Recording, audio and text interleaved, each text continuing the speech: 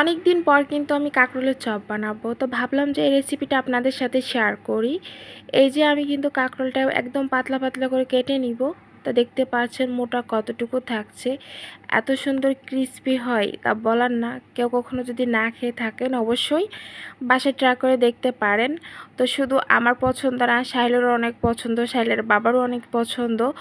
তো যাই হোক, আজকে ভাবলাম যে সাইলের জন্য হচ্ছে যে বানিয়ে দিই। তো আমি মাঝে মধ্যে এরকম হচ্ছে কাঁকরোল এরকমটা পাইলে আমি এরকম তরতাজা, তারপরে হচ্ছে যে বিচি কম হয়েছে, তো এগুলো যদি পাই তাহলে কিন্তু হচ্ছে যে আমি এগুলো ভাজি করি, মানে চপটা বানাই। খেতে আমার কাছে বেশ ভালোই লাগে। তো যাই হোক, আমি কিন্তু যেভাবে কাটছি ঠিক সেভাবে কেটে বিচিটা বের করে নেবেন। তো নেওয়া আমার ওইটা কাটা হয়ে গেছে। তো এখন কিন্তু আমি বেসন নিয়েছি। তো বেসনের ভিতরে এখন জিরা গুঁড়া, মশলার গুঁড়া দিয়ে দিয়েছি, লবণ দিয়ে দিয়েছি, এখন মরিচ নিয়েছি। তারপরে কিন্তু হচ্ছে যে এখন হচ্ছে খাবার ছুঁড়া দিয়ে দেব। খাবার ছুঁড়া দিলে বেশি ভালো হয়, বেকিং পাউডার না দেওয়াই ভালো। বেকিং পাউডারে অত ক্রিস্পি হয় না, খাবার ছুঁড়া দিলে বেশি ভালো হয়। আর এই যে অল্প অল্প করে পানি দিচ্ছি, দিয়ে ড্রোটা করে নেব। এতে করে কি হবে, ভালো হবে। অনেকক্ষণ ধরে ড্রোটা মাখিয়ে নিলে কিন্তু সেটা বেশি ভালো হয়। যাই হোক, এই যে দেখতে পাচ্ছেন ঘনত্বটা। তো এর থেকে আর একটু দেবো আমি, যেহেতু পাতলা হয়ে গিয়েছে।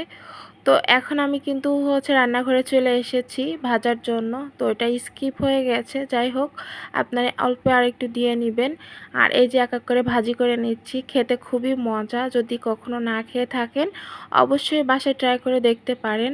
তো আমার সাহেল তো মনে করেন যে ভাজতে ভাজতে সব ফুরিয়ে যায়, যেহেতু সাহেলের বাবা বাসায় নাই। তো সে কারণে কিন্তু না হলে কিন্তু আপনাদের সাথে শেয়ার করাও হতো না। যাই হোক, ভাজতে ভাজতে ফুরিয়ে যায়। আর যদি ডুবা মানে একটা হচ্ছে ফ্রাই প্যান বাদ দিয়ে যদি কড়াইতে ভাজি করেন তাহলে বেশি ভালো হবে।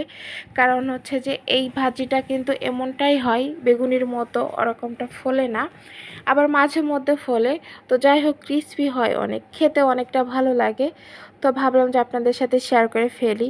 আর খেতে অনেকটা মজার ছিল। সাহেলও তো হচ্ছে যে ভাজছিলাম আর সাহেল নিয়ে খাচ্ছিল। তো যাই হোক, আমিও খাচ্ছিলাম, আমার খুব পছন্দের। তো ভাত দিয়ে খেতেও কিন্তু খুবই মজা লাগে।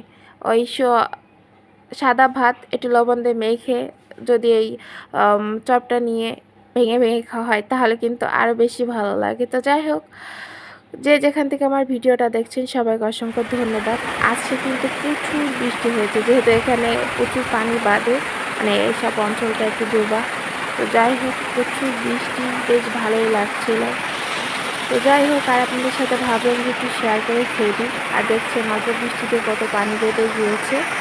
তো সব জায়গায় দেখি বৃষ্টি হচ্ছে, আমাদের এখানে 1 সেকেন্ড 2 সেকেন্ড পর পর সেভাবে বৃষ্টি হচ্ছিল না, আজকে অনেক বৃষ্টি হয়েছে। তো ফাইনালি বাইরের এটা দেখাচ্ছি। তো ভালো থাকবেন সবাই, আল্লাহ হাফেজ।